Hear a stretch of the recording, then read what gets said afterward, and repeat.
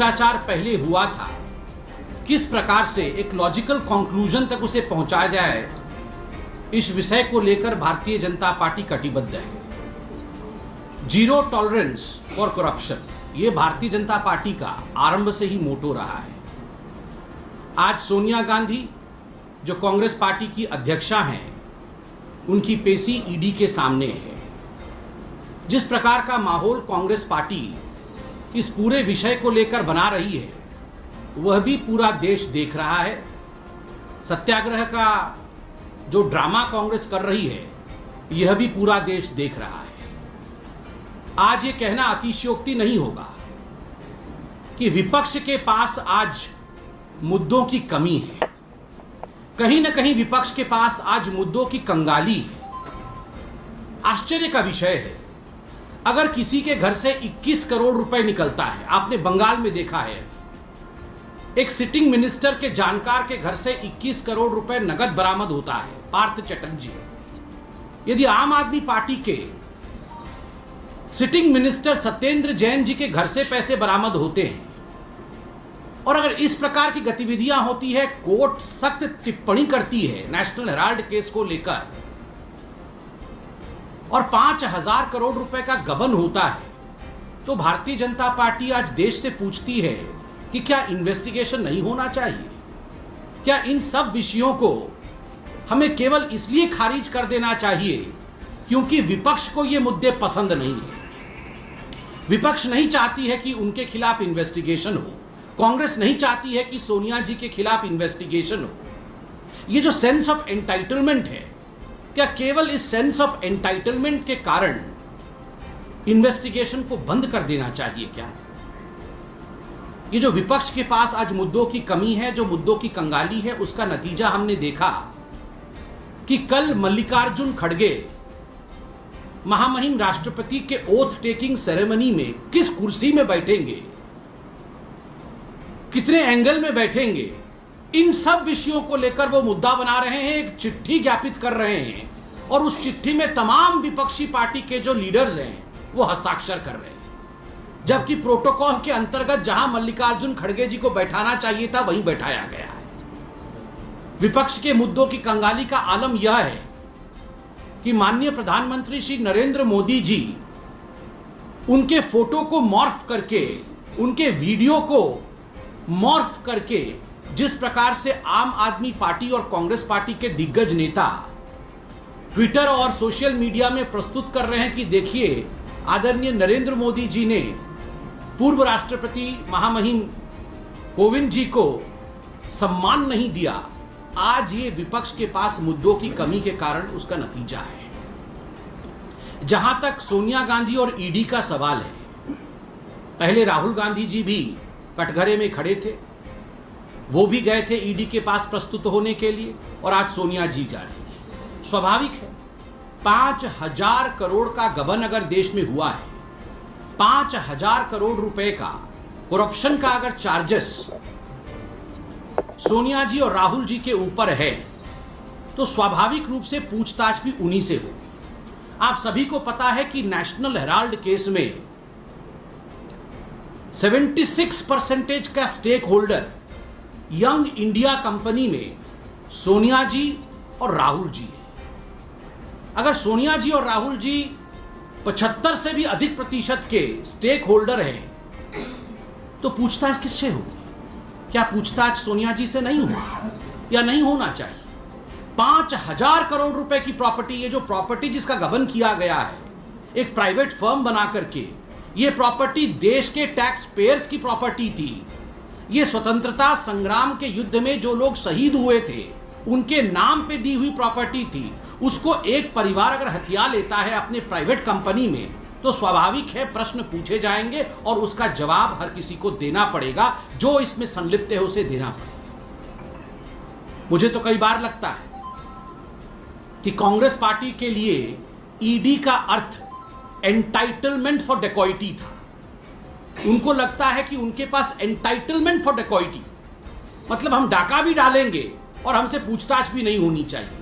चोरी ऊपर से सुइना जोरी, ये जो मुहावरा हिंदी का है, यदि किसी बच्चे को यह समझ में नहीं आ रहा है कि चोरी ऊपर से सीना जोरी इसका अर्थ क्या होता है, तो कांग्रेस के व्यवहार को देखे कि 5,000 करोड़ रुपए गबन भी करेंगे और प्रश्नों का उत्तर भी नहीं देंगे। यह होता है चोरी ऊपर से सोना जोरी, एंटाइटलमेंट फॉर डेकॉइटी। और आज जब पूछताछ होगी तो हम जवाब नहीं देंगे।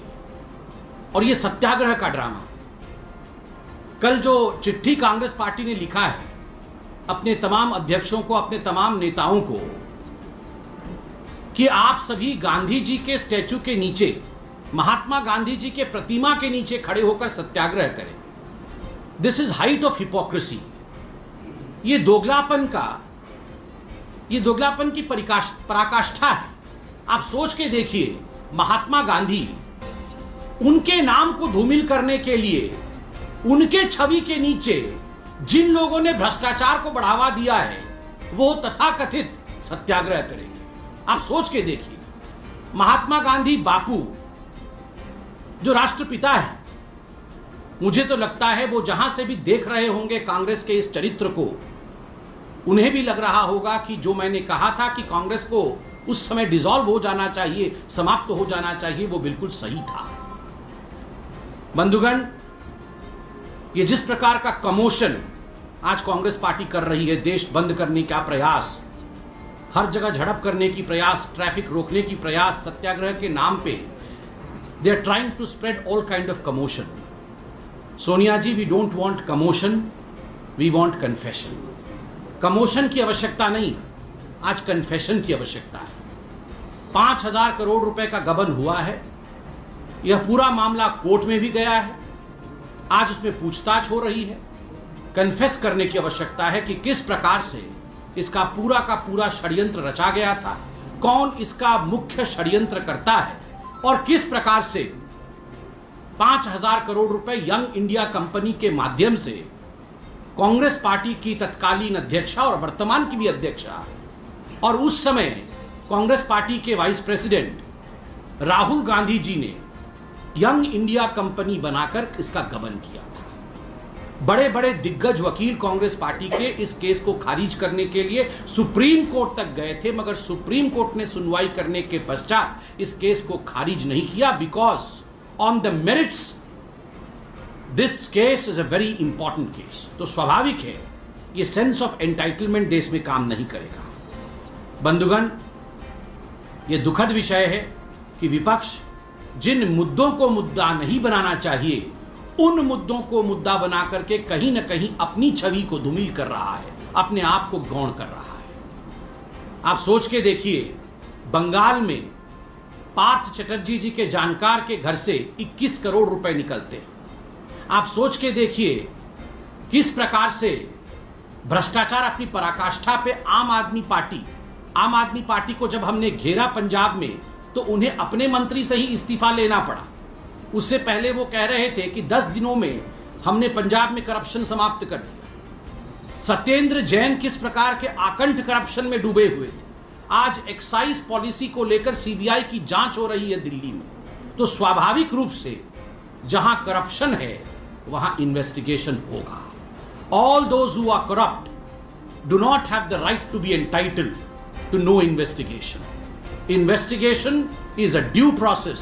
Investigation is the process of the law of the land, and the law of the land will take its due course and come to a logical conclusion. ये हिंदुस्तान की सुंदरता है। यहां से मत को भटकाने के लिए, भ्रम फैलाने के लिए, प्रधानमंत्री के मॉफ्ट वीडियो को चलाना, इन सब से काम नहीं चलेगा।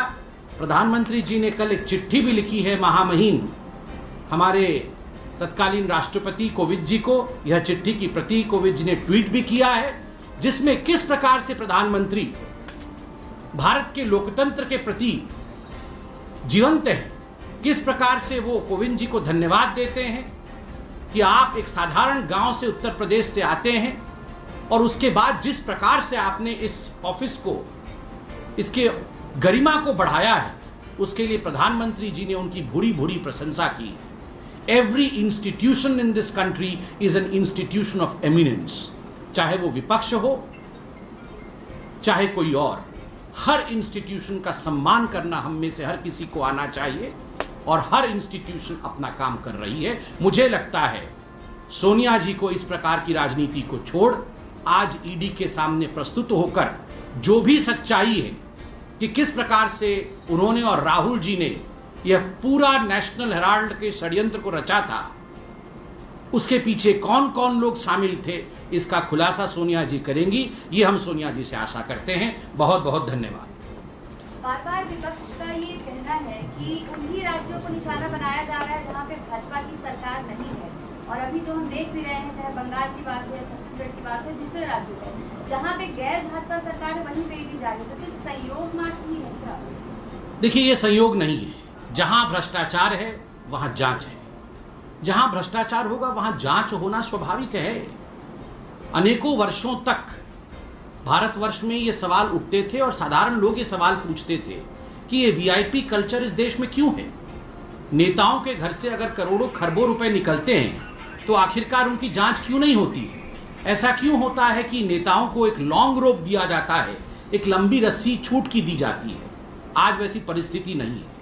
चाहे किसी भी पॉलिटिकल पार्टी का हो, चाहे कोई भी राज्य हो, अगर वहां किसी के घर से रेड में करोड़ों रुपए पकड़े जाते हैं और यदि कोई केस सुप्रीम कोर्ट तक गया हुआ है जिसमें सुप्रीम कोर्ट ने उस केस का संज्ञान मेरिट के आधार पर लिया है, तो इन्वेस्टिगेटिव एजेंसीज इन्वेस्टिगेशन करेगी।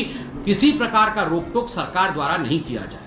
सर, मुख्यमंत्री भूपेश बघेल कह रहे थे कि ईडी और आईटी के जो अधिकारी हैं वो यहाँ पर छत्तीसगढ़ में गली गली घूम रहे हैं, लेकिन सवाल यहाँ पर भी पूछे, सवाल वहाँ पर भी बनता है जब डॉक्टर रमन सिंह और उनके बेटे जो है वो पनामा लीक पेपर्स के मामले में एक्यूज है और भी बहुत सारे घोटाले जिस पर अगर मामले दर्ज हैं वहाँ पर पूछताछ क्यों नहीं करती?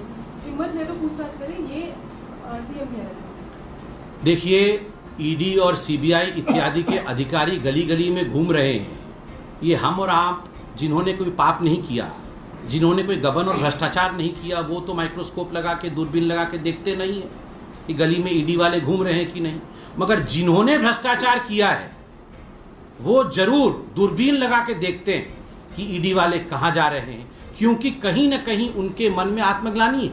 वो जानते हैं कि इस नए भारत में एक न एक दिन पकड़ा जाना है, और शायद इसीलिए भूपेश बघेल जी जो है दूरबीन लगा करके देख रहे हैं कि कौन सी गली से ईडी वाले गुजर रहे हैं। अगर उनका चित्त साफ है तो आराम से गहरी नींद में वो सो सकते हैं, कोई डरने की बात नहीं है। घपला किया है तो डरना पड़ेगा। सर, आपको लगता है कि बीजेपी ये भी कहना था कि विपक्ष को कमजोर करने का काम कर रही है, ऐसा उनका आरोप था। विपक्ष को कमजोर करने के लिए ईडी के छापे करवाए जाते। आपके पास कोई मुद्दे नहीं है तो आप कोशिश ही करेंगे। देखिए, आपको क्या लगता है कि जो पकड़ा जाएगा, आज तक ये ब्रह्मांड का कानून है, जब कोई पकड़ा जाता है चोरी करते हुए तो वो क्या बोलेगा? हाँ मैंने चोरी की थी, आओ मैं पकड़ा गया। वो तो यही बोलेगा ये साजिश है, मैं तो बहुत अच्छा हूँ, मैं तो दूध का धूला हूँ, ये मुझे कमजोर करने के लिए साजिश हो रही है। ये तो अनंत समय से ऐसे ही चल रहा है। मगर आप बताइए, अगर किसी के घर से 21 करोड़ रुपए पकड़े जाएं तो क्या उसकी पूछताछ ना हो? अगर कोई 5,000 करोड़ रुपए के गबन के केस में लिप्त है, ये विषय सर्वोच्च न्यायालय तक गया हुआ है, तो क्या उसके ऊपर एक ये केस चल रहा है, अभी इन्वेस्टिगेशन चल रही है, तो क्या इन्वेस्टिगेशन बंद हो जाना चाहिए? बिल्कुल नहीं, कदाचित नहीं। सर, आपको लगता है कि जितने भी सबको चांस देते हैं, फिर आपसे जितने भी राज्य 4 दिन हो गया है, 20 करोड़ मिला है, और वो वहाँ के जो मंत्री है उनके खिलाफ कोई एक्शन नहीं हुआ। अभी तक तो उनको या तो सस्पेंड कर देना चाहिए या निकाल देना चाहिए। इसका जवाब तो ममता जी देंगी। स्वाभाविक रूप से ये आपने बड़ा अच्छा प्रश्न पूछा है कि 4 दिन हो गए हैं, बंगाल में मंत्री रंगे हाथ पकड़े गए हैं, उनके ऊपर कोई कार्यवाही नहीं हुई है। मैं आपको धन्यवाद देता हूं इस प्रश्न के लिए, मगर यह प्रश्न का एड्रेस गलत है। बंगाल में ममता जी से यह सवाल आपको पूछना पड़ेगा। सीएम ने चुनौती दी है और कहा है कि ईडी यदि चाहे कैमरा लगाए और इसे सार्वजनिक करे पूछताछ जो हो रही है, ताकि देश की जनता भी जान सके पूछताछ क्या रही है और सोनिया गांधी जवाब क्या दे रही है। नहीं, मैंने आपको कहा अभी, हम तो चाहते हैं कि सोनिया जी जाके कन्फेशन करें, वो आज खुलासा करे कि किस प्रकार से ये पूरा गबन हुआ 5,000 करोड़ रुपए का, और किस प्रकार से इस गबन में कुछ लोगों ने षड्यंत्र किया। बिल्कुल कैमरे पे आप लोग चलाएंगे, आप लोग तो खुद ही, जब सोनिया जी ये सब बोलेंगी आप लोग कहाँ छोड़ेंगे, आप लोग ये पूरा कन्फेशन स्टेटमेंट चलाएंगे। नहीं, वो ईडी कार्यालय में जब पूछताछ हो रही है वहां लगाने के लिए बोले। जो भी उत्तर सोनिया जी देंगी वो बाहर भी आके कैमरे के सामने दे सकती हैं, वो बता सकती हैं कन्फेस करके कि क्या क्या कैसे कैसे ये षड्यंत्र हुआ था, वो खुद बता सकती है, आप लोग चला देंगे।